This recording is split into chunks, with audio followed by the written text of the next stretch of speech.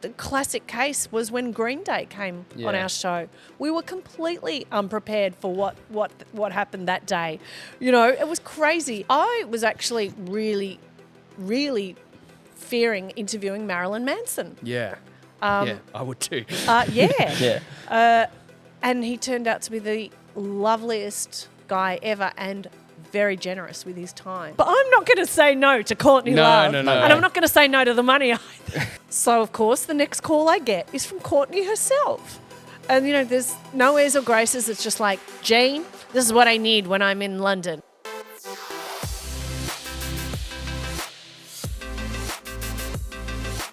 Right, how lucky are we, Dos? In the house today, we have award-winning music journalist, broadcaster, and three-time author, Jane Gazzo. Welcome to the dos&d show. Woo!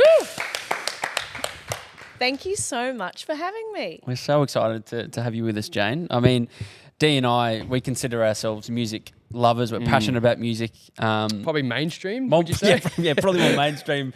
But nonetheless, music is, you know, just something we love. And we were so excited that you accepted our invitation to come on because you are, you were just saying before, in terms of your network, the music industry has been your life forever. We can't wait to tackle your journey. Well, let's start. I want to hear about the passion of music. So we'll start more towards the start, and you'll see we'll kind of jump around a bit on this episode. But where did the passion come from? What's the early memories? I think my earliest musical memory is listening to the radio. Yep. And hearing really great pop songs as a little girl. But then when I was older, we used to have this TV show in Australia called Countdown, which was every Sunday at 6 o'clock. It was an hour. It was hosted by Molly Meldrum. And it played all the mainstream hits of the day, and Molly introduced brand new bands to us that were unsigned and, you know, hit predictions, things like that. And I was glued to it. For me, music was escapism. And I just loved the world that Countdown presented each week. Pop stars on stage in glamorous costumes and Molly Meldrum making the art of interviewing rock stars look like the most glamorous job in the world. And that's when I said, that's what I want to do. Did you play music at all? I attempted to form a band. I say attempted. I did form a band. We were a punk band. We lasted for about 3 years. We released 2 CDs, 2 EPs, and we toured up and down the East Coast. Wow. But thankfully, my radio career beckoned. Triple J had employed me by that point, so it was either a case of, you know, I either continue with the band or I go into this broadcasting realm. And so was that still why? So obviously, doing a bit of, you know, education on your background and understanding, like all industries, at a professional and an elite level, you have to get in by volunteering. correct. And that was your time at Triple R? Absolutely. So I was working as a checkout chick in a supermarket when I was 16, and I earned a fair bit of money, but not enough to really feed my addiction of wanting to buy records and new releases each week. So I was an avid fan of Triple R radio because they were playing all this new and alternative music that I'd never heard before. So I rang up one of the DJs one night whose show I loved, and I just said, can I come and help you? Can I answer phones? Because back then they had phones in the studio, and make coffee for you. And I think he was quite chuffed at the idea. So he said, yeah, come on in. So my dad would drop me off every Wednesday night. The show started at 7 and I'd work for the 3 hours unpaid, but I learnt so much. I learnt about all the new bands coming through, but I also learnt about how to present on radio. And when that was kind of 3, 4, 5 months into it, I decided to do a radio production course at 3RRR, and then they gave me my own show, and then I was off. I'm sorry, we've got to go 2 steps back because I just don't want to miss too much of this punk band because there's 2 questions I have, Jane. This is one of my favourite things about punk music is the name of the band. I want to hear what that is. And okay. What were you singing? Were you on guitar? Were you on keys? No. So I was singing. Okay. And I'll say attempted to sing because I couldn't really sing, but that's okay with punk music. Exactly. It's DIY, right? Yeah. And we were called Rub Her. Rub Her? Rub Her, Rub yeah, Her. which in retrospect is That's quite a good punk rock. quite, people often ask me again, what was the name of your band again? What, really? Wait, did I hear that correctly? It was a play on rubber because I really yeah. loved a British band called Elastica. Okay. Elastica rubber band, right? So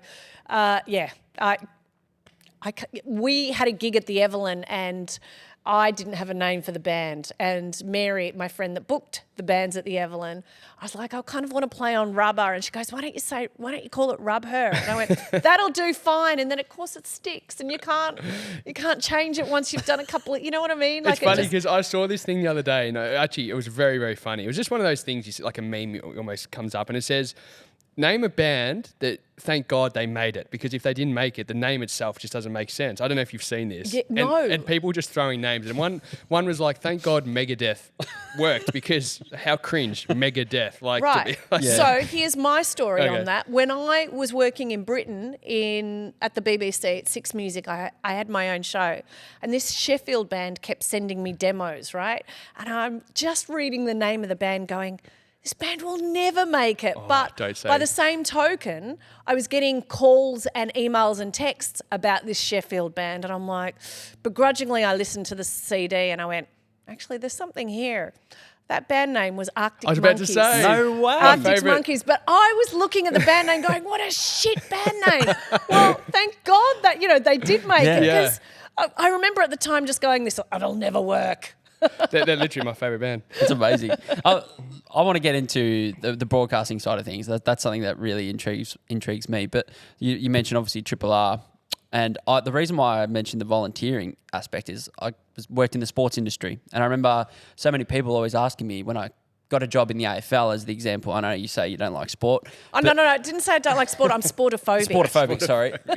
But I got in there purely because I just loved it. And I went and volunteered my Saturdays and my Sundays and I worked for free.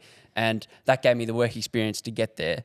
And I love hearing, I want to know exactly like what specific things were you doing at Triple R that people probably don't understand? Okay. So whenever I receive emails or people come up to me at events or things and say, I want to do what you're doing, how do I do it? I can't underestimate the importance of volunteering for somewhere that you want to be, and you obviously know that too, Dos, because you've done it, right? So, what was I doing when I was volunteering? Anything and everything that they threw at me. If they told me to go and clean out a filing cabinet, I'd go and clean out a filing cabinet. If they wanted me to receive guests that were coming through and give them coffee and make sure, they're relaxed before they go on air, that's what I did. I made myself available each and every opportunity given, to the point where I was recognised for that, and you become indispensable. You become that person, get Jane to do it because she'll do it. Yeah. And I don't know if a lot of young people recognise the importance of doing that, because a lot of young people go, well, I'm not getting paid. Why should I do that? Or when do I get paid? It's not about that. The foundations you make in volunteering are going to set you up and connect you to a network of people that is going to take you a lot further than money ever will. 100%. What's the, especially in those days, who was the first person to walk through the doors that you almost fangirled over? It was like it was excitement and this is why I want to be here. Do you remember, did somebody stick in the mind? Probably bands you've never heard of, those. Yeah. But there was an international band, punk band called Susie and the Banshees, who are incredible back catalogue. Susie didn't rock up. It would have been amazing. I would have bowed down at her feet, but the rest of the band came for an interview, and I remember thinking, oh my gosh, up close and personal with real punk rock heroes. This is pretty cool. How old were you at this stage? I was in my teens, so I think I'd only just got my license. I think I was about 18. Oh. Yeah, okay. Yeah. Wow. And then what kind of, like, I love the idea of, and listening back to some other interviews that you've done, is Melbourne being such a music town, music city. And what you said was, it wasn't about the bands you went and saw, it was about the venues. Correct. So it was going and you had your local spots and everywhere across Melbourne, and we're from the peninsula. I mean, there was venues in Frankston. Can you maybe talk on that and how much you loved those venues and what venues they were? Yeah. Well, it's a very different time because there was music on pretty much 7 nights a week in Melbourne. You know, now Monday and Tuesday and Wednesday, you're kind of struggling to find something to see in this town at the moment. Hopefully that changes. But, you know, we didn't have mobile phones, so you would go and meet people at your local pub, and there were 6 or 7 pubs in Fitzroy that put on gigs 7 nights a week. So Monday night at the Punters Club, Richard, who booked there, might put on a funk night. You know, Tuesday night might have been a metal night. Wednesday night, not that it ever stuck to genres, but you could basically go to any pub along the Brunswick Street in the middle of Strip. The Yeah. Strip. Thank you, the Yeah. Strip. And you could see bands, and they were $2. It was $2 or $3 to go and see 3 bands of a night, and you would just meet people there, see people. So the venues kind of became more important than who was playing, because you knew you were going to see something great, or maybe you didn't, but then you just go to another venue and find something else better. So yeah, those venues were really, really important. And it's really wonderful. I mean, the Tote was going back in Collingwood then. And it's really wonderful that, you know, 2 years ago we managed to save the Tote. We managed to save it from being redeveloped. You know, everyone, they started a GoFundMe to stop it getting redeveloped. And that was so important to me to see the Tote saved, because regardless of whether people go to the Tote or not, it's so important to have these venues, because these are where these bands start. I mean, Amyl and the Sniffers would not be playing 6 sold-out shows at the Roundhouse in November if they didn't start in these scuzzy, sticky carpet venues. You know, you have to grow music from somewhere.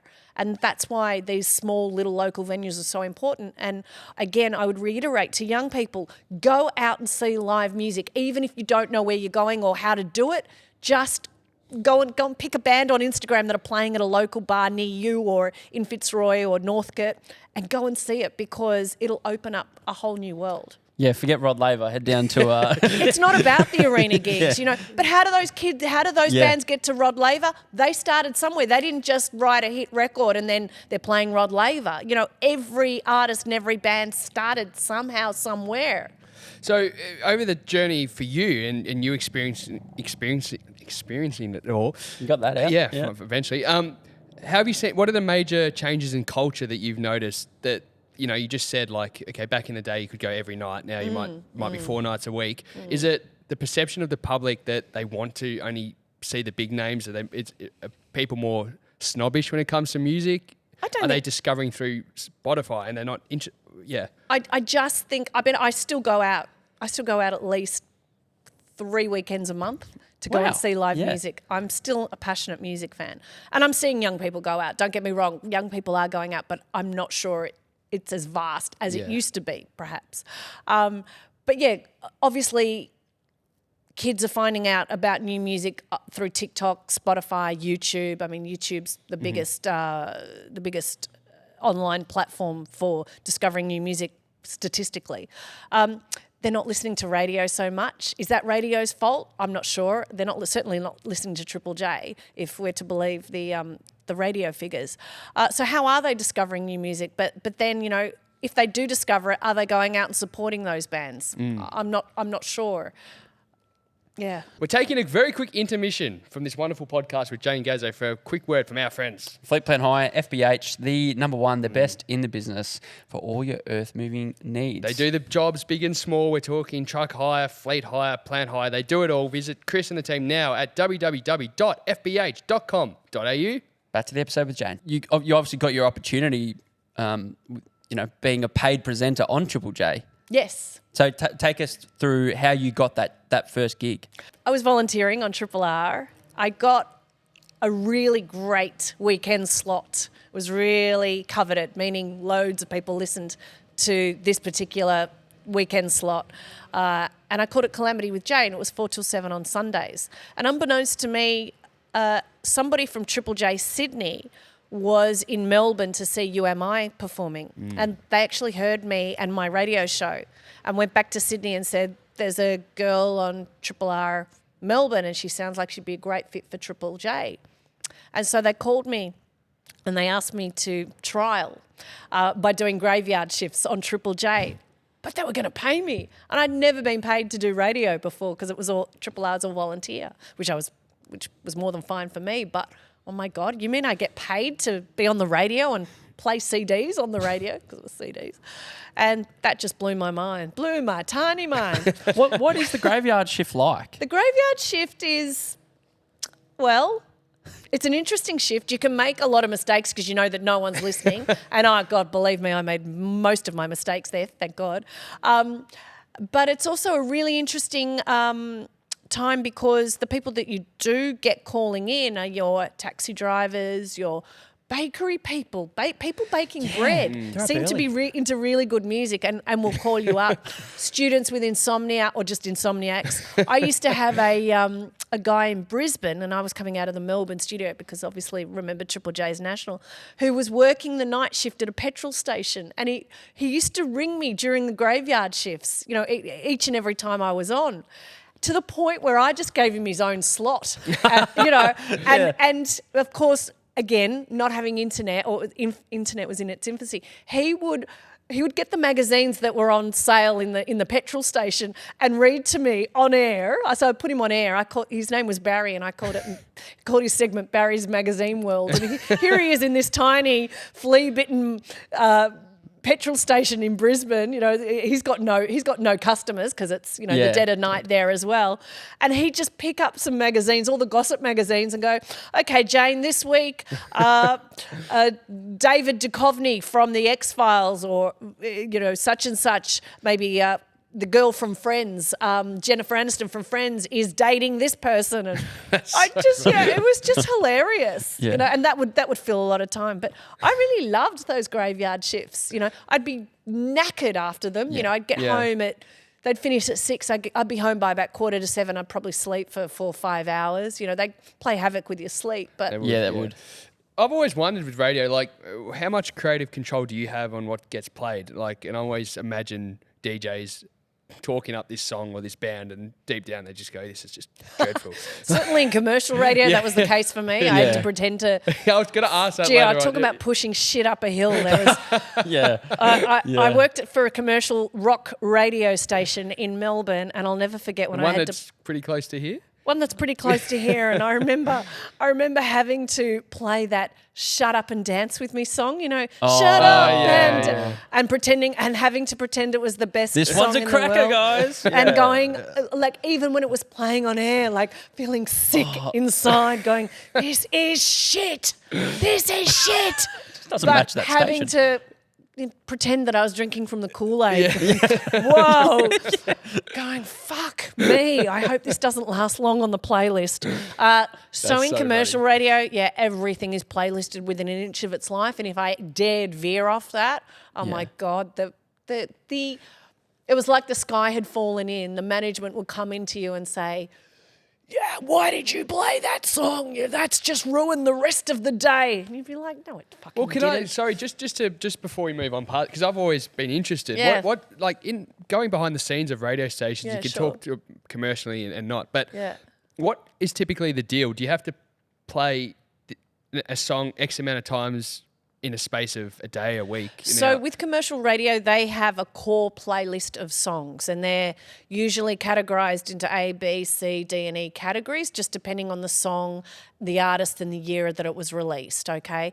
Because each radio station has its makeup of songs that make it that station. So, you know, when you put on that station, like Smooth FM, for example, they really rely on the relaxing kind of music. Yeah. So they've got all their core artists and songs that really make up that sound, so that, you know, whenever you put that on, you're going to hear relaxing sounds. You know, a cab driver knows he can put Smooth FM. It's going to be inoffensive to any client he's got, or a dress shop that's catered to the older clientele can know that they can put Smooth FM and it's going to be inoffensive music, and they're going to be all okay. It's going to be fine.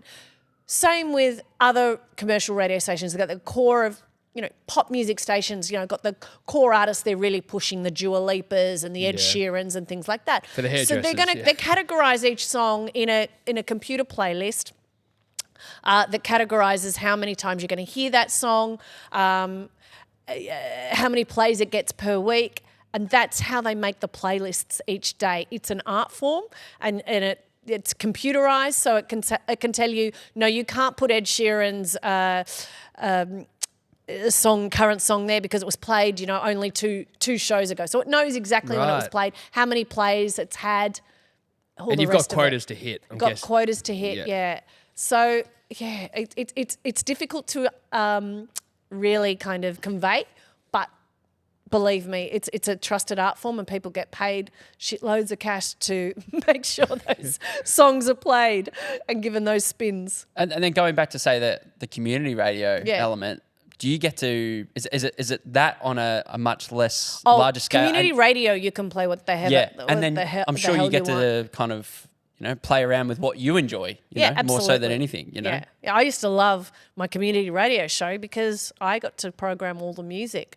It was the best thing in the world, and I could decide which bands I was going to interview and have on the show. I'd go and see a band on the Friday night at the Evelyn, and I'd have them on the show on the Sunday, playing live or for an interview with talking about their new release. So is that how you would go about finding someone to interview or a band to interview? Is you would go yourself out of your way to a gig, let's say, and you'd have to go and obviously introduce yourself. Yeah. Exchange details. Yeah. Is that how it would work? pretty much, yeah. Or just say, hey, do you want to come in to my show on Sunday night at 4:00 at Triple R? Yeah, no worries. Okay, great. See you at the studio, and they'd rock up. That's awesome. It was great, yeah. But I was out 6 nights a week because I loved music. So I was, and read the street press. We had street press then. And you find out who, the gig guide was our Bible. Yeah. I would plan out my entire weekend based on who was playing where at what time. So Were you dating any of the musos at the time? I might have dated a few. Yeah. I will say musicians are hopeless. Really? Musicians are hopeless adults. So, Hopeless adults. I still enjoy, I still date musicians. But I try to date maybe a bit more less hopeless ones. well, we were listening to your story, and it was like there's so many aspects of it. It's fascinating. We'll get to England and all that, but like hearing about recovery and but the impact it had on actual sales for record shops. Can you talk about that kind of impact and Josh just asked about getting bands in to get a band in to do an interview. What kind of impact did that have for them? I don't know if my show translated into major sales on community radio. Let's hope they did. So, yes, Recovery. So, Recovery, for the uninitiated, was a television show on Saturday mornings on ABC TV. It ran for 4 years, and I was the co-host. Dylan was the major host, Dylan Lewis, who's And now what on years was this, Jane? Sorry, So this was 96. Okay. I think it may have even been 95 to 98. Yeah. Maybe, or 96 to 98. Not exactly sure. So, yeah, I started out as a reporter on the television show, and then I came in as a co-host towards the end of the show, so the last year of the show. And we had every major international artist who was touring Australia at the time, because every record company wanted to get their artist on this particular TV show. And we had all Australian bands as well, and they played live. We went to schools. We took bands to schools and filmed it. We went out and interviewed youths who were doing really interesting things, skateboarding, kids that collected erasers for hobbies, or kids that were doing really interesting stuff. It was a lifestyle and youth culture show with music, and it had a really big impact. It was only around for a short time, but it was monumental. I mean, I still get people coming up to me today going, I used to go to Dangerfield, this shop in Melbourne, and go and buy everything you were wearing that day on the show. Wow. I had no idea at the time, but people tell you, oh my God, I wanted to be you. I wore hair clips in my house, still wear hair clips. Like the image we're sort of seeing there? So many people, oh my God, yeah, that was me, yeah. So people would go, oh yeah, I went and bought all the outfits that you wore every week.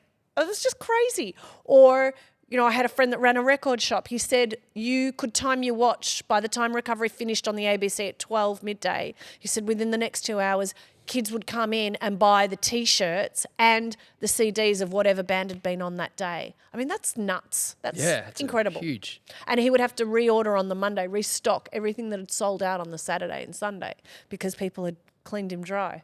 It's crazy. It's amazing. That is nuts. What did that do for your skills and your development in presenting? Oh, my God. Well, there was live television, so you had to think on your feet. Luckily, I had my radio background, so I was kind of used to thinking on my feet and presenting, as it were. But Recovery took it to a whole new level. things often went wrong, and they did go wrong. So you'd have to fill time. You know, it'd be like something had fallen through, or we couldn't get a story up on air. So you'd be like, okay, so right, you just have to make stuff up or throw to something else. You had to really be quick on your feet. And a live audience? And a live audience, and the classic case was when Green Day came on our show. We were completely unprepared for what happened that day. It was crazy. They were only scheduled to do an interview because they had played the night before, and the record company felt that they'd be too tired to play live on the show. Well, they came, they saw it, the house band. We had a house band each week. They saw the house band and they're like, well, why aren't we playing? Why can't we play live? And we were like, we don't know. We didn't make the rules. And he said to the live audience on camera, do you want us to play live? Of course the audience said, yeah, hell yeah. Billy Joe Armstrong gets up. They take the instruments off the house band and kicked them off and started to play, was it Platypus or one of their songs off Nimrod, with Effin' and Blinding in it. Yeah. And we were almost taken off air. Thanks, Green Day.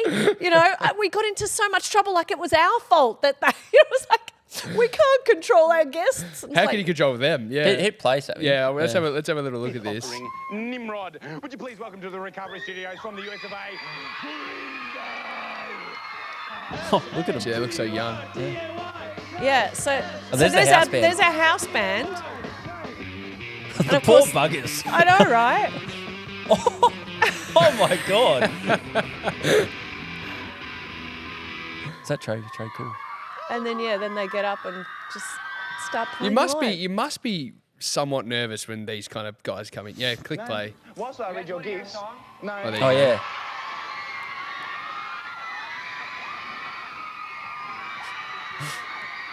Imagine that, you finally get your shot. You're the house band.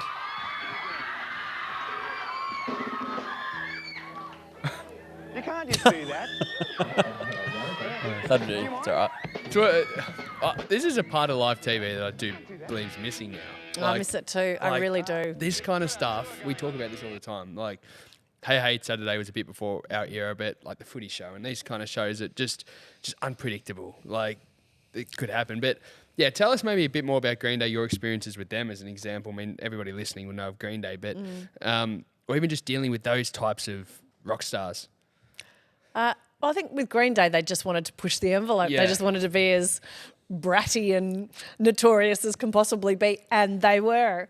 I remember trying to interview them at Triple J, and it was just a lost cause. That was, and I spoke to my record company friend recently because he brought them into Triple J, and the interview was just a mess. I just got them on and got them off. In those circumstances, you get them on, yeah, all right, get them off. But he said, Jane, the clue's in the name, Green Day. What do you think they were on? I'm like, what, pot? Yeah. And he said, yes. And I'm like, I was completely oblivious to any kind of drugs, or I was quite innocent. I didn't know any better. So, yeah.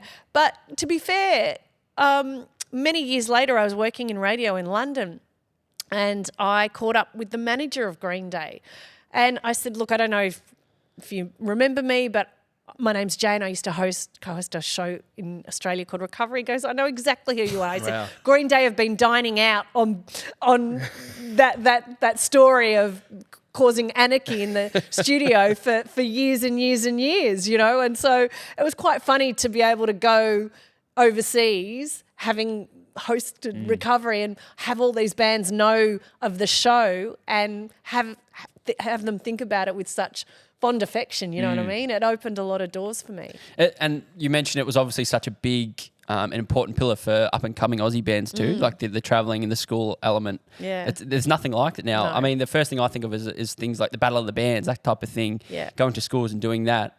Is there anything of its kind now, as in helping young Aussie artists? And is it harder now to become an artist because of that? I don't think it's become harder to become an artist, but nowadays artists are having to become social media experts. They have to provide content for social media. It's almost part and parcel of entering the music industry now. It's like if you're not creating social media content, you're not on TikTok, you're not on Instagram, you're kind of, there's almost like an element of, we can only judge you by how many followers you've got and how many likes and things like that. That never happened. So is it becoming harder? No. Artists are having to become more multifaceted. They have to do more in order to get recognised and noticed, because there's so many artists out there trying to vie for attention. And as I said, I'm not sure radio is as important anymore, because it really was when I was around, because we didn't have a lot of media outlets to showcase new music. So yeah. It's really interesting, that point, because we've had a few comedians on and they've talked about the exact same thing, which is back in their day, like they've made it, you know, names like Lawrence Mooney and Limo, these guys, and they've both said, you know, these days you don't just rock up to a comedy show. Now you have to set up your tripod and you have to go home and you have to do an edit. It's so true. You know, and So he goes, true. you're not even a comedian anymore. You're now a social media content manager. creator. You know, Yeah. it's interesting hearing it's the same for musicians. Well, yeah. You know, the first thing promoters do now when they're booking tours, you know, because I get a lot of calls from promoters saying, we've got this band touring from overseas. Do you know any local bands that would be a good fit for them? I will give them a list of names, but I've also got to give the Instagram and Spotify stats. I'm sorry, guys. I have to, because the promoters won't look at them unless they can see that they've got a bit of a following, which is awful. It's an awful way to judge, because they might be the best musicians in the world, but they just haven't had the reach yet and haven't had the clicks or the likes or whatever, or the subscribers or followers, and they're missing out on gigs. It's tough. It's really tough. I think it's harder to be an artist now. There's more of them, because anyone can now make music in their bedroom, on their computer, on Pro Tools or whatever, but it's harder to get recognised. Yeah, two young guys can just start a podcast and think we're important. When it comes to these interviews as well, like you're talking about now, so there's the negative side of social media, but then I suppose there's the opportunity of getting recognised. But especially when it comes to punk and rock and metal, tends to be a lot of shock factor and trying to get attention. And I'm sure through your days of interviewing, you would have dealt with people that are trying to be rock stars, or they're not quite there yet, but they're trying to create some kind of talking point or shock factor. Did you ever experience people come in? I'm almost imagining the one-hit wonders that almost think they're like there already. And I've encountered a few of those in my time, believe me, lead singers who think they're far superior than what they are, and you learn to ignore them pretty quickly. So you don't feed their ego, you kind of just... It's pointless, because you know what's really funny? I've interviewed, I would say, thousands and thousands of bands in my time. I'm still doing the job that I did when I was 16 when I started out.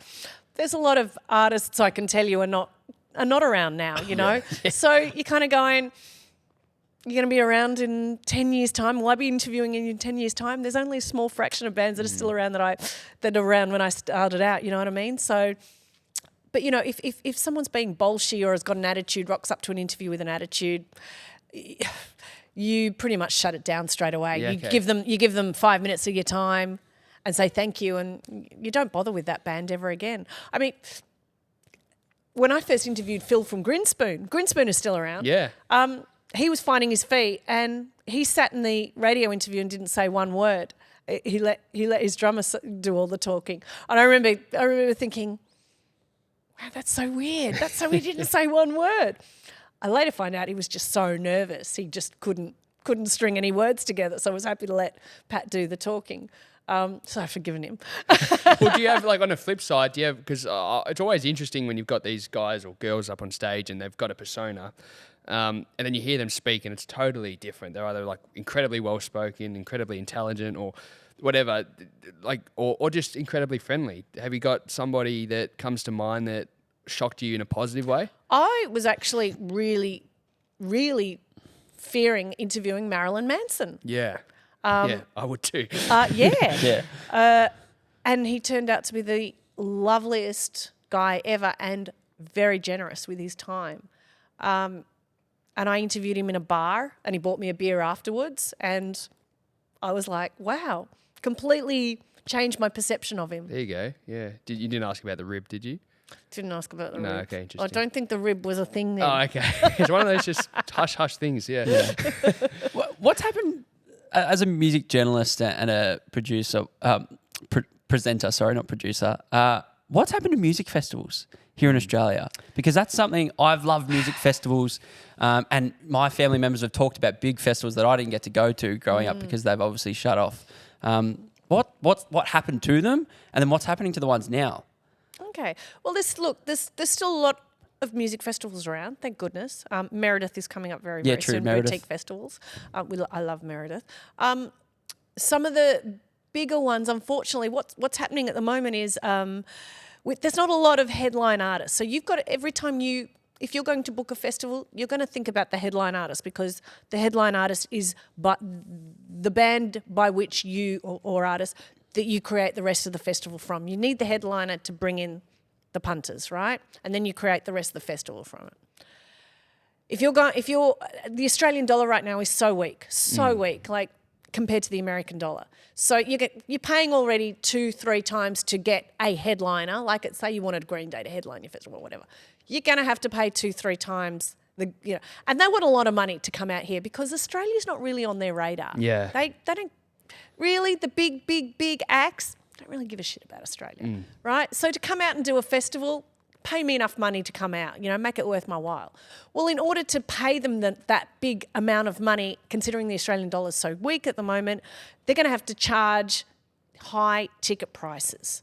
And that's what's happening. We're getting charged high ticket prices. People can't afford it. Cost of living right now is through the roof. And so they're really struggling. Also, there's also other interests. There's a lot of corporatism now in music festivals where once they didn't used to be. So, the merchandise stand, the promoter has to make from the merchandise stand now. The promoter has to charge food trucks to be there and charge a lot of money. So it can't be passed down to the punter.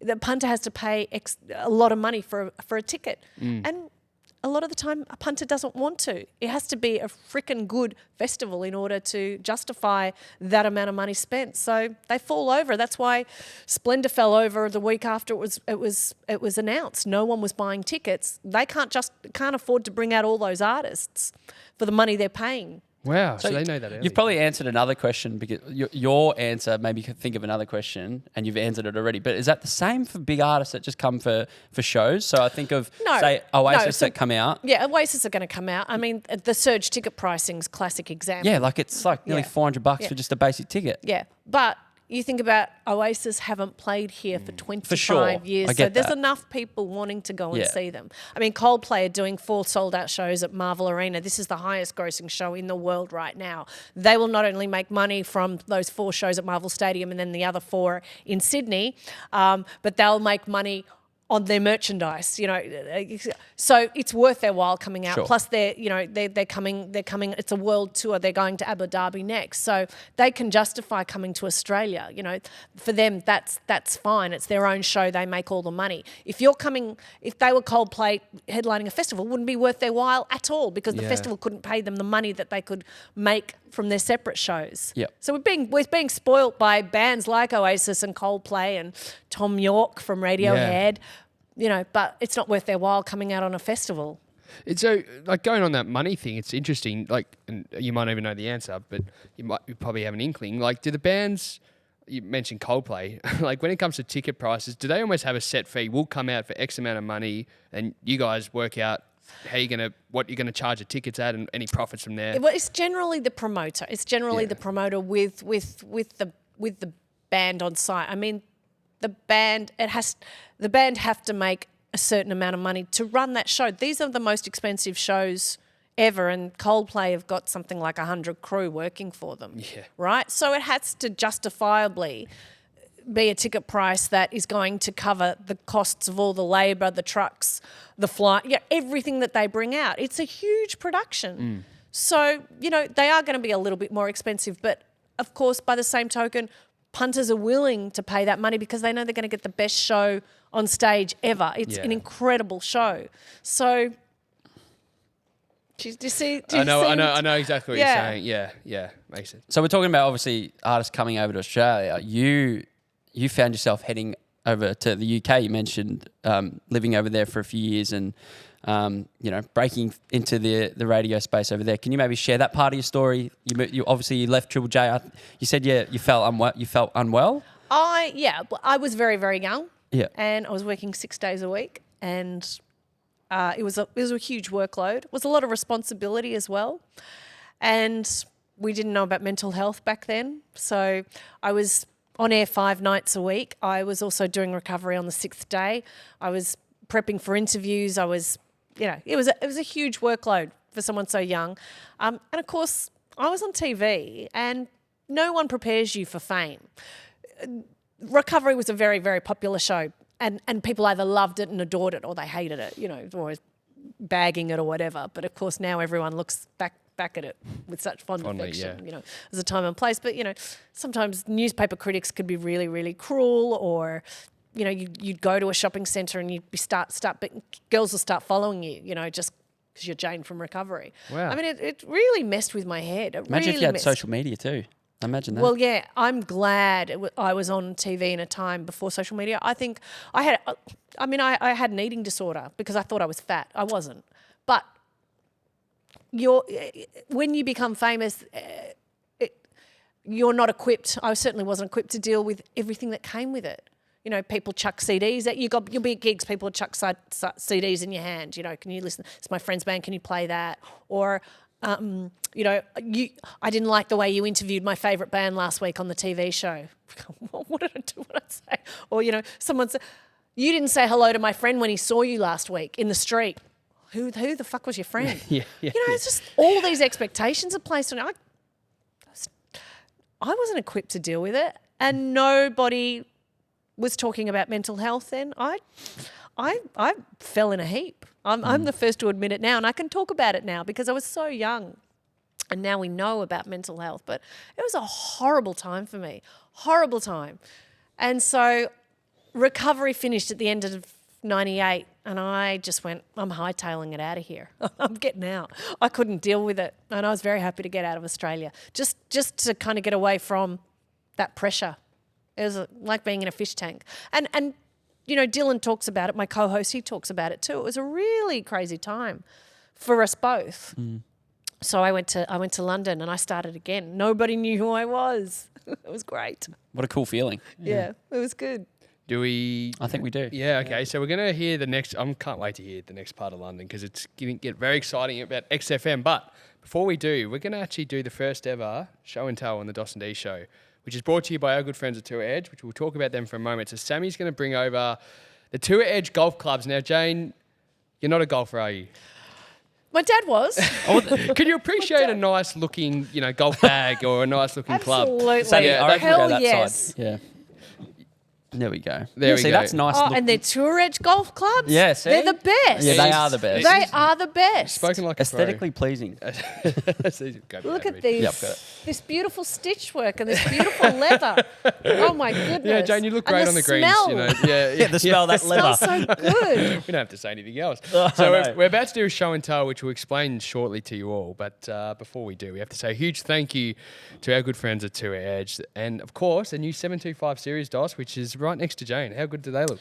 Oh, they look absolutely marvellous.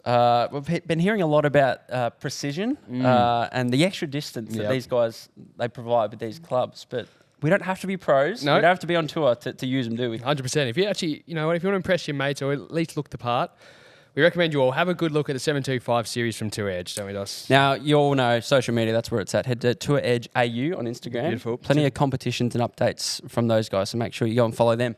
Beautiful. Now, show and tell, Jane. Yes. We're very excited for this. Now, this is an idea we've had for a little while, and we've just been waiting to partner with somebody that, and Tour Edge have kindly come on board. Now, what we're going to do is you're going to, just like kindergarten, all the way back, you're going to literally show and tell, present to us, show the cameras something that in your career that is meaningful to you. Now, it could be funny, it could be emotional, it could just be something you use every single day. Something I use every single day. It could be anything you like.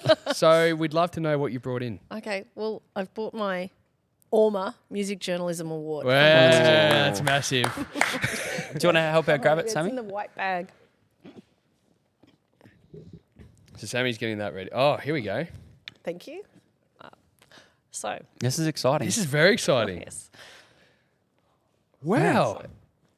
So it's Music Journalist 2023 Australian Women in Music Awards. Presented to me. Congratulations. Congratulations, you. that is huge. So tell us a little bit more about the award for the naive folk like myself. So it's Australian Women in Music Awards who recognise women who in all facets of the music industry, whether it be behind the scenes, production, touring, working in classical music, not just any kind of contemporary music.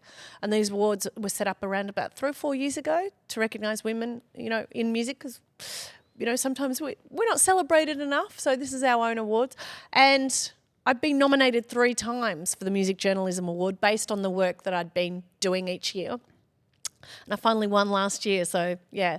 3rd time lucky, which Congratulations. it meant a lot to me because I'd never won anything in my life, and considering how long I've been in the industry, it just felt really, I guess, life affirming in a way, just because it's peer voted. Yep. So it was people recognising that, hey, I'd done okay. So I was like, I'll take it. It's a very impressive looking trophy, It is. isn't You it? know what? It looks great. I've got it next to my record player at home. Yeah. That's where it sits, and I'm. How good I'm is quite that? proud. That looks, yeah.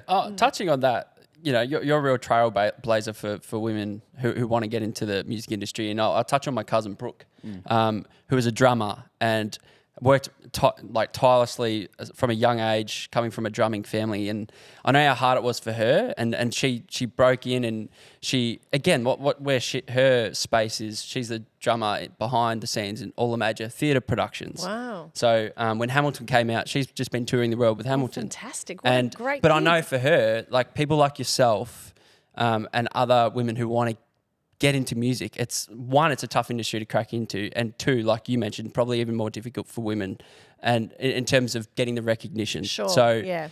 Congratulations. That's Thank awesome. you. Yeah. That's awesome. Sammy, you might grab that, yeah. So, all right, so we've heard about you getting to London. Yes. You don't need to put that away, by the way. don't- If you want, okay. if you want Put to, it on the if coffee you want to table. display it for the rest of the show, please feel free to do that, Jane. It looks unbelievable. So you've spoken about getting out of Australia and getting to London, and you said nobody knew you at this stage, but it wasn't all smooth sailing. How did you land your first gig over there? I landed my first gig simply by becoming a nuisance. I love that. I really wanted to work at a radio station called XFM. I'd heard about it in Australia. It was started by some former Radio 1 DJs and some music journalists in London, and I had heard about it. It sounded like Triple J with ads, and I thought, it sounds really great. And I knew some of the people involved. And I just kept ringing them, trying to get work, but alas, there was no work to be had. It was like, who are you? There's no work for you here. And Yeah, this Aussie accent. Who is this? I know. So, my big thing was one thing being Australian living in London, right? But try being female and Australian living in London. Opportunities were a little bit limiting. Anyway, I had a magic back card in my pocket. On XFM, there was this DJ called Suggs, who's the lead singer of Madness. Now, you may not know the I band know Madness, yeah. but most people would know It Must Be Love, Oh, yeah. Love, Love. Du-du. Anyway, he's the lead singer of Madness, still is to this day. He used to do a show on XFM. So I was trying all these ways to kind of get in the door at XFM. I didn't want to necessarily be on air. I just wanted to join the radio station just to get some work. And rang him one day because you could ring the actual DJs who were on air at the time. Like there was a direct line number that they would hand out. Hey, anyone want a request or anything, phone up. So I rang Suggs and I said, look, I'm sure you don't remember me, but my name's Jane. I used to be on Triple J. You came on my show. I remember I interviewed you when Madness were in Australia. He goes, I remember you. Of course I do. I said, great. I'm in London and I want to work at XFM, or I want a gig. I just want to anything. I'm living here. How do I get work? What do I need to do? Who do I need to speak to? He said, let me grab your number. I'll call you back after my shift and we'll chat. Well, he didn't call me back. The station manager called me back. Wow. And he said, Suggs speaks very highly of you. When can you come in? And so I started on music news. You know, they didn't have any on-air job, but I started on music news, which means I would put together little 3-minute packages to go on air of all the music news of that day from all the bands that were, you know, Coldplay had just started then, Keen were quite big at the time, Libertines were around. So, you know, I'd just make up music news stories or just look online and create these packages. And that's how I got my start in UK radio. And I ended up on Weekend Breakfast. You know, you graduate, you get, you know, so. That's amazing. And that pricked our ears up straight away because we're big Ricky Gervais fans. So, Yes. you know, that radio show, which we still, thank gosh, podcasts were created. So someone's turned all those shows into episodes and we go back and listen to them all the time with Steve and Carl and Yes. they put me to sleep still to this day. So when I started In a at good way. XFM, Ricky Gervais was doing Sunday afternoons with Stephen Merchant, and Carl was our jingles guy. He was our jingles guy. He did all the adverts for XFM, right? Lovely guy, northern guy. So yeah, you know, sometimes I'd have to do voiceovers, and Carl would you know make it up into an ad and put it on the air, right? I produced Ricky Gervais's show a couple of Sundays. I had to work a couple of Sundays producing Ricky's show because they couldn't work the desk. They didn't know how. Yeah, of course. Right? And then, you know, if I couldn't do it, Carl would do it. And that's how Carl ended up on the show. They would put him on air. And lo and behold, he becomes this huge household famous name. Head like an orange. That's what I Yep. say. Head like Yep. a fucking but orange. if you had have asked me, you know, would Carl become this idiot abroad that we now know and love? yeah. Oh my God, I never saw that coming. Like Carl was just our jingles guy That's at so XFM. funny. that makes it even better. It's hilarious. Plus, you would have had Christian O'Connell there too. Christian O'Connell was doing breakfast when I was there. Yeah. So, so for us, like especially in Australia, like we hear about XFM now, like Dos said. That's how we knew it through Yeah. Ricky Gervais. But we wouldn't understand. How would you describe it? Can you almost? It was like Triple J with ads. okay, But yeah. it was playlist, you know, more commercial, but more indie commercial. Yeah. So almost like a touch looser, almost like. I don't know about touch loose, but it was playlisted. It was tight. It was just really cool music. Cool music with ads. Really cool Was it a music. new station? It was when I'd started. It was Yeah. only about 2 or 3 years in Okay, operation yeah. when I started. Yeah. So how long were you at XFM for? I was there for 2 years, and then I went to its parent company, Capital FM, who Okay. owned XFM. So they were the commercial radio pop station. Yeah. So is XFM still? Is it still around? It's still around. Yeah. as XFM. As XFM. I think Wow. it comes out of Manchester now, not London. So getting that opportunity, it was obviously someone opening a door for you. And I love stories like that. I love hearing that people getting into the industry that they want purely based on work ethic and wanting work something. ethic. You have to have the work ethic, and also I always believe in not taking no for an answer, because when I hear no, I hear not now. Yeah. I don't hear no, I hear not now, and I go, okay, so how am I going to get there? What am I going to do next? Have you now probably taken that, obviously the doors being open for you in so many different ways from so many different amazing people, obviously, with your work ethic, I'm sure it's allowed you to open so many doors for other people that you've been able to help along the journey now back here in Australia. Absolutely. Yeah. Yeah. It's so it's just your story fascinates us, and the other part that I was really couldn't wait to talk to you about was Courtney Love. Yes. So my question is, how did you get yourself in this situation, and maybe explain to us who you were to Courtney? Okay, so when I first got to London, I let everybody know that I met that I was looking for work in the music industry. You know, music people, let them know I was looking for work.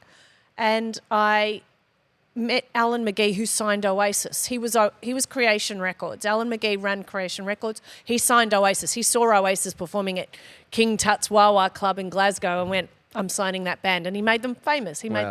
So I met Alan McGee and I told him I was looking for work.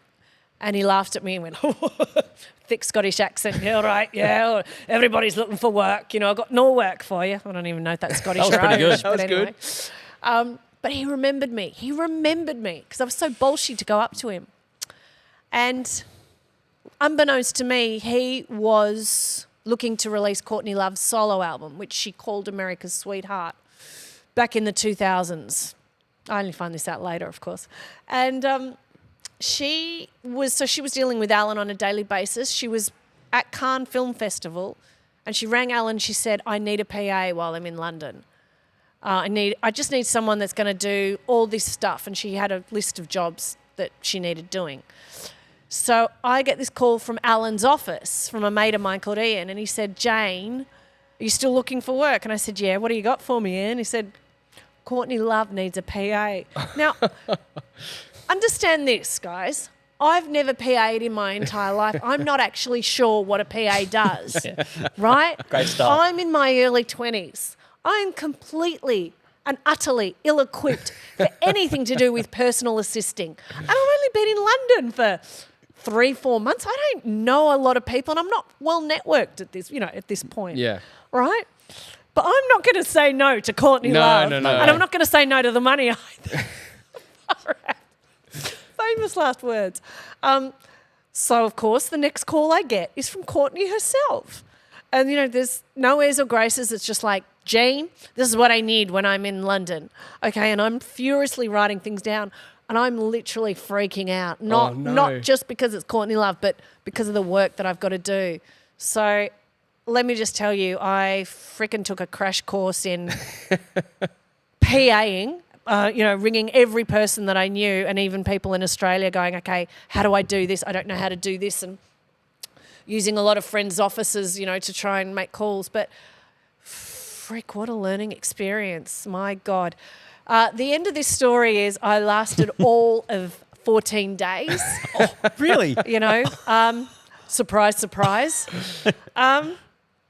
But my God, what a time. I hope you got paid for 14 days. Of course I got paid. Yeah. Well, it's one of those names, like, I'm not I wouldn't even be able to tell you one of Courtney Love's songs, right? That's okay. She was in this really major band called Hole. She was Kurt Cobain's wife. But that's what I knew. Exactly. But what I was going to say is, for some reason, I've heard all these unbelievable Courtney Love stories over the years. There's this enigma behind her. So I'd be interested just to know what you saw or what you experienced with her, how she was as a person. Did anything strange happen or any unexpected happen? Yes, 2 weeks? and yes. Yeah, 2 weeks. And I'm saving those for my book. Okay, fair enough. Better. Yeah. Yeah. All you need to know is I was completely hopeless. She wasn't. Yep. I was completely hopeless. So things that did go wrong were probably more my fault than hers. So was she a little bit short-tempered? Oh, she wasn't short-tempered. Okay. No. I don't want to give that impression at yeah. all. No, she was nothing but lovely and nice and, absolutely professional with me. I was just the wrong person for the gig, and I think she realised that halfway through, which is why she said, Jane, I'm going to get this person who we both knew, who was a friend of a friend, and I went, that's a really good idea because I don't think I can do this anymore. How would you compare the music industries between the two countries? Well, the British music industry is just far bigger, a lot bigger, and a lot more competitive. Australian music, the Australian music scene at the time was quite small, so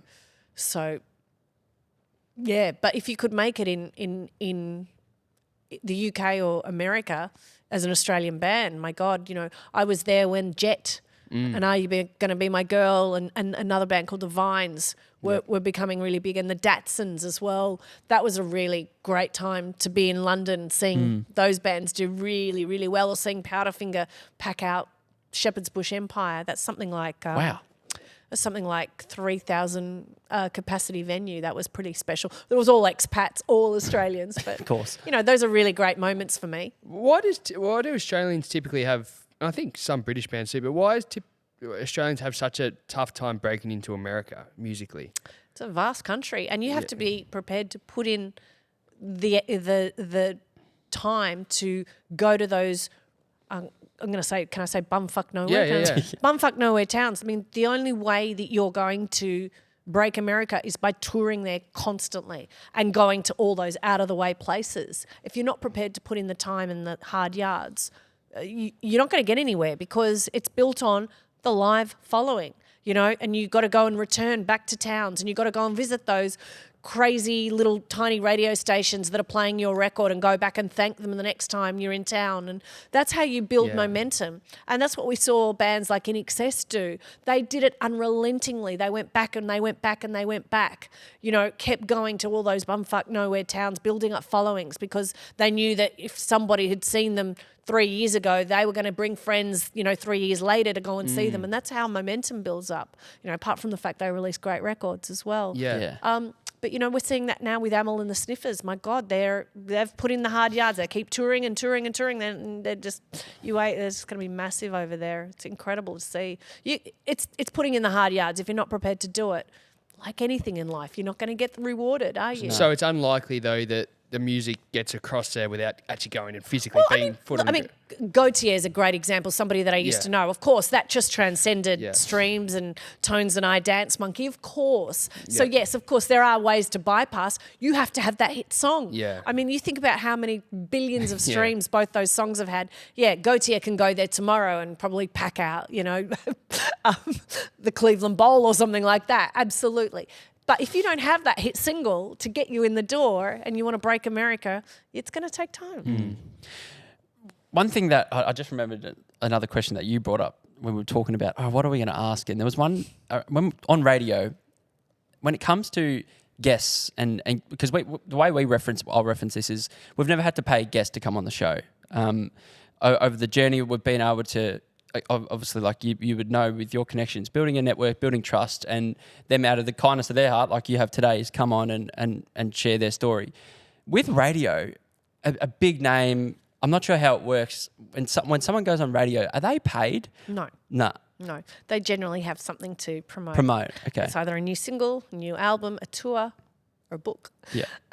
And so generally somebody from their PR or marketing department will work out a media plan and work out the most important media outlets to hit, and would make sure that their artist, their band, does all those media outlets in order to get maximum exposure for whatever it is they're promoting. Yeah, okay. Yeah, that's interesting.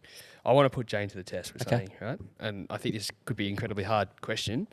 I want just to hear give us your top 5 artists of all time. Of all time. Can you narrow it down that much? I can put it down to most of the artists that I listen to. I love Susie and the Banshees. I've mentioned them already. I love the Smiths. Yep. British band. Love The Cure. And I love 2 other bands. Who do I listen to a lot? Who do I listen to? This is a hard question for pretty much everybody, but I thought it's almost an impossible question. Yeah. You've done very well to bang out 3. The Buzzcocks, a short, sharp punk rock band. I'm going to pick someone Australian too. I'm going to say I pretty much love everything Magic Dirt have done. So there you go. There's 5 artists. And another one then. One band you've never seen. They could be dead. Like could be anybody that you'd love to have witnessed. Yeah. And the best show performance you've ever seen. Oh my God. Best show performance I've ever seen, which moved me to tears, was a band called the Violent Femmes. Yeah. Yep. Right. Is that Why can I get just one screw? And simply because they were part of my teenage years, and I went and saw them play live at a show called All Tomorrow's Parties, and the guys hated each other. They weren't even talking to each other. This was many years after they hit their peak. And yet when they performed live, I just hit something in here. I just started bawling because it was like my teenage years are flashing before me. Wow. You know how music has that ability to take you back to a time and a place? Well, they took me straight back to my teenage years and the people that I used to knock around with, some of whom are not around anymore. So it was, oh my God, I was bawling like a baby. Like, that was profound for me because that had never happened before. Yeah. So I can really, really say that was pretty incredible. But a band I've never seen that I would love to see. I mean, it would be amazing to get the Smiths back together again. Morrissey is not really liked, and Morrissey and Johnny Marr have kind of fallen out. But look, it would be great to see them play live. There was talk that they might have gotten back for the Oasis support. Didn't happen. Who else haven't I seen that I would love to see? Who would you Jane thinks? Yeah, what about you guys? Um, I've always said the one I would have loved to have seen was Michael Jackson. Yeah. Yeah, Peak I Michael never Jackson saw Michael Jackson. in terms of like performance. That's always my answer. yeah. Okay. Well, we're a big Elvis Presley family, so Wow. probably Elvis. Yeah, right. Went Well, to Memphis. Could you and, imagine? Yeah. Yeah, we went to Memphis and Nashville and New Orleans, and like I remember going to Graceland. And I was like, wow, like I would love to. That's It'd be good cool, one. cool to see Elvis. Yeah, yeah, Pretty Yeah. cool. yeah. The book, The Untold Story, John Farnham. Yeah. What inspired you to write that? Like that's a probably one of the biggest names in Australian music. It's a massive task to write a book on him. Sure. That's huge. Yeah. I was actually approached by Penguin Random House to write the story. They wanted a woman to write the story. Not that there was anything wrong with a man writing the story, but the person who was in charge of hiring, I guess, in the publishing arm, she felt that a woman would give it a considered knowledge. And she said, would I be interested? And I said, absolutely. I'd never written a book in my life, but how hard could it be? I was a music journalist. I'd written countless articles. So a book should be pretty easy. And I took the challenge on. I'm glad I did. I was able to track down people in John's career and in his life that had never told their story before, which is why I called it The Untold Story. And it was just a fascinating look at not just John and his career, but also Australia, how we've grown as a country, you know, from the days when he started in the 60s in a very, very tiny music industry. It was tiny to, you know, conquering with Whispering Jack in the 80s, and, you know, now he's like an elder statesman of rock, you know, he's rock royalty, he's considered royalty in this country now and so loved. So it was a really wonderful opportunity, and I'm glad I took it on because I was dead scared of like, it was, you know, I realised it was a real Herculean task to take on a book, you know, and write a story about someone's life. But I'm glad I did. So did that involve spending a lot of time It took about a good 9-10 months, Yeah, wow. you know, And how often are you talking? in like that- every day, working on it every day for 10 months. Wow. To get it, you know, because I'm a meticulous researcher, Yep. and I also wanted to find people, track people down that were not on social media, so it wasn't a case of just looking them up on Facebook and trying to connect with them. You know, I had to be a bit more clever about it because these are a lot of older people too, you know, that are not technologically minded. So, you know, I had to do a lot of investigation and ringing up landlines and finding that person that led me to that person. One guy was in a nursing home. You know what I mean? So it's laborious. Yeah. It's a lot of time. Yeah. Yeah. That's amazing to think of it like that. Yeah, Yeah. because having to go to that amount of work to Well, maybe yeah, you're not even guaranteed something that's exactly. going to go in. And exactly, that's right, you know, but you wanted to just track these people down just so that I had the satisfaction of finding them and seeing if there was anything worthy from John's career that was worth writing about. Or, you know, and I also needed these people to confirm things as well because I didn't have John to confirm. Yep. So I was really relying on other people. So I love hearing those stories Me about too. when you write like a memoirs type book on somebody and the amount of time and research. But what about the current book, the latest book? When does it get released?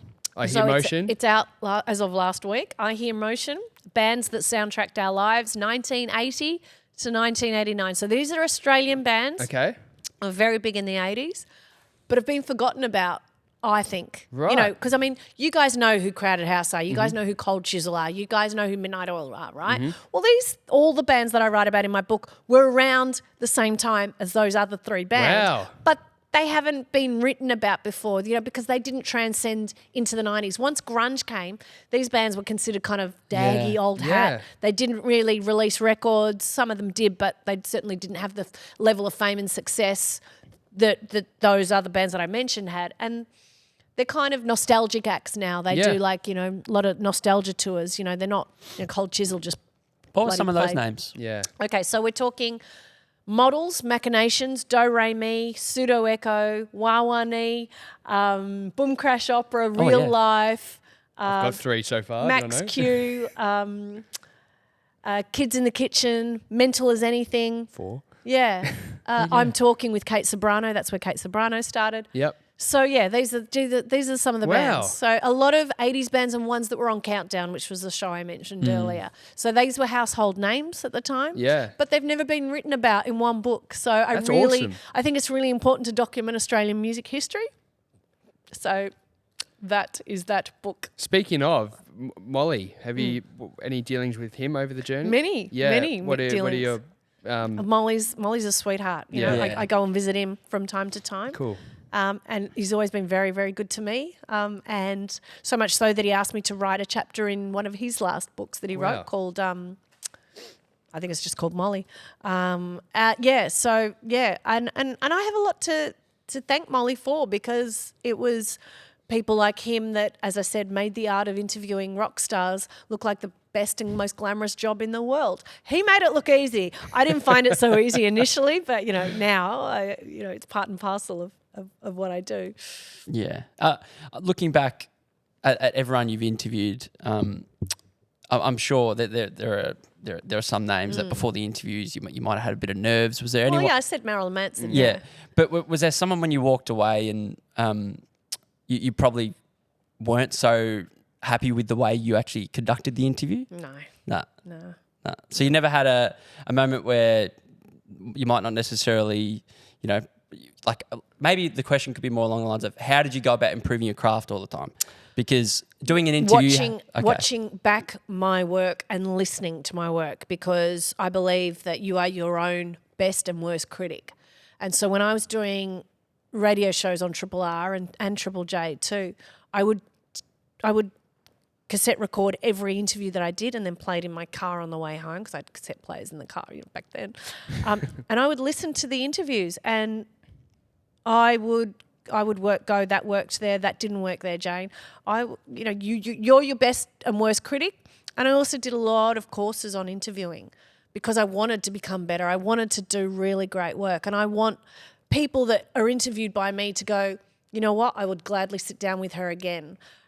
And it's only through improving your craft that you earn the respect from those artists where they will sit down with you.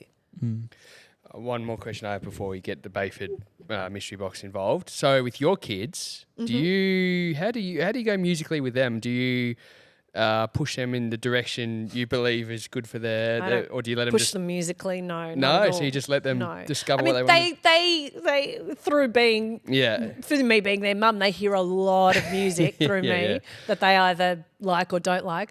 Funnily enough, when I was writing I Hear Motion, they were hearing my 80s Australian playlist all the time, so they know a lot of those songs and can sing them.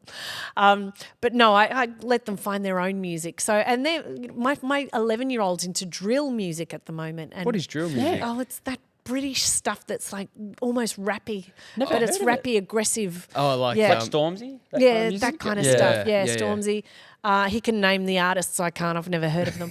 And I like that he's finding. You've got to be on your. You can't dictate what. It comes naturally though. It We comes listen to what our naturally, of parents listen course. to. Yeah. So yes, they're taking in a lot of secondhand smoke. Proverbially speaking through me, because I listen. I dictate a lot of the music in the car because I want to listen to them, and they'll passively listen to it. But yeah, they get a lot of their new music from gaming and they play Fortnite a lot, so a lot of songs they'll hear from that. Oh yeah, that's like... And they play me stuff as well. Some of the stuff they play me, I go, oh my God, I love that song. Yeah. Yeah, so... I was just going to say, that's literally us. We still reference playing FIFA, like the soccer game growing up as kids, and the soundtracks on that game were great. Yep. And they introduced us to bands Exactly. overseas. Everyone talks about Tony Hawk. Yeah, I know. Tony Hawk. That game was the one that... And his son has now just married Courtney Love's daughter. Really? Oh, they've way. just had a baby together. They've just had a baby there you together. go. Troy Hawk is, I think, his son. Anyway, I don't- Tony Hawk's son, We're not the skateboarding type, but... Well, we're going to Pretty bring sure. over the Bayford mystery box, Sammy, if you don't mind. While you're doing that, is there a genre of music you just can't stand? I can't do speed or thrash metal. Can't do it. Yeah, okay. I find it Thrash satanic and Horrible. A little bit over the top. Yeah, can't do it. Well, we're going to welcome... Screamo vocals can't do. Yeah, I'm a bit the same. Bayford Mystery Box, Jane. So we'll explain the rules before you dip your hand in there. But basically, inside that very humble box is a bunch of questions or challenges that our good friends at Bayford Ford. Now, I don't know if you're in the market for a new car. I am actually. Yes, Bayford Ford. If you're watching, can I please have a new car? Well, Jane, and this is, you know what we love about Bayford Ford? What? Is they have this incredible showroom, biggest in Victoria. So if you Right. go, bring your kids. Yeah. Because while you're test driving cars, Yeah, Bayford will keep them entertained in their Right. cinema room or their games room. loving Good's this. that? So Who do I got to call at Bayford Ford? Oh, well, we've got numbers too. You got- you know people? We know people. We do. They've been Great. very generously come on board. But we're going to have a bit of fun. All right, what do I got to do? Take on the mystery box, pull one out, and we'll see how you go. All right, Thanks, Sammy. you ready? Yep. Let's see. What's something you did as a kid that you secretly enjoyed? Oh, we like this one. I reckon this is a good one. This is a good one. Secretly. Now, should we give Jane an Yeah, example so of what she a thinks? previous guest, Yeah. which I love, It's a we great absolutely answer. loved this answer. He said Yeah. fairy bread. He still enjoy, and I'm like, you know what? If there's fairy bread, I'll eat the fairy bread and I will enjoy it. But I'm not going to go and make it. But it's something as an adult you had as a kid, but you love it. And Okay. so he secretly occasionally will buy all the ingredients and make him some, for Oh, example. that's so sweet, isn't it? That's really so. Okay, all we right. go. You ready for this one? Yeah. I'm ready for it. I loved playing Barbies as a little girl. And doing Barbies? their hair, and I think I still secretly enjoy doing Barbie's hair. And see, I was blessed with 2 boys. I didn't have a daughter, so you know, from time to time, I've still got all my Barbies. I got to do something with them, but I still you still got the secretly enjoy Barbies? plaiting their hair.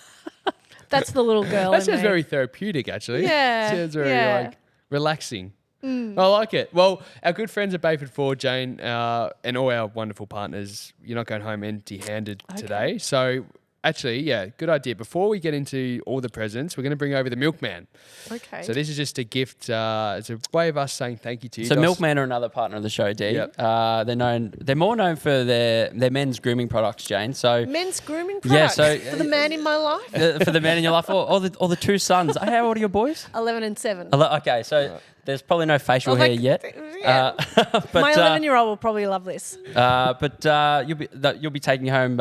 Is it the Milkman deodorant. natural deodorant? Yeah, so there's a couple which of- might come in handy. couple So of there's a different- couple of rolls in there, a couple of different Scents? Thank you, scents. Milkman. Yeah. Yeah, so... But perfect for staying fresh. Well, I remember I was wow. about 11 years old when my mum said to me, there you go. Yeah, it's about 11 Well, my years son old will love when my this. mum said to me, okay, it's time to start putting deodorant on. You're getting to that age, and so that might come in handy. I'm having those conversations right now. Yeah. There you go. See, It's isn't like that, that, isn't isn't it? So, yeah, bring it over, Sammy. So we've got a little dos&d goodie bag for you. So Bayford Ford, who we just talked about before, they're sending you home with a travel mug and a keyring. Oh, thanks, Bayford Ford. To an edge, you've got a cap in there. You've got a golf glove. I know you don't play Jeez. golf, but maybe there's a man in your life, like you said. My father plays golf. He would love it. Now, for the trip home, we've got some Yes. Musashi bars as well. So if you're a little bit hungry this Gee, afternoon, guys, you spoil me. and maybe A couple of new flavors as well by Musashi. That's it. Yeah. So Yeah. and then Fleet Plan Hire, they're our naming rights partner. They love their golf. So your dad will love this. My So dad will love golf, this. golf glove, golf towel, some tees, plenty Balls. of balls as well. Yep, Plenty of things to get him going on the golf course. And of course, the Wow. dos&d tote bag as Oh, well. yeah, the dos&d And tote the bag, which is nice. The dos&d tote bag. I will treasure this. And can I just say, Thanks, it's been an Dad. absolute We've- joy we've, being here. We feel honoured that you actually came and gave us, well over an hour, which is we're very, very grateful and lucky. thank you, But, Jane. D, anything else you want to close No, with? just, well, how do we find you and how do we find the book? That's most important. JaneGazzo.com, and the book is called I Hear Emotion, out in good bookshops and online right now. Beautiful. Love it. Well, thank you so much for joining us, Jane. It's been an absolute Thank pleasure. you, dos&d. It's been awesome.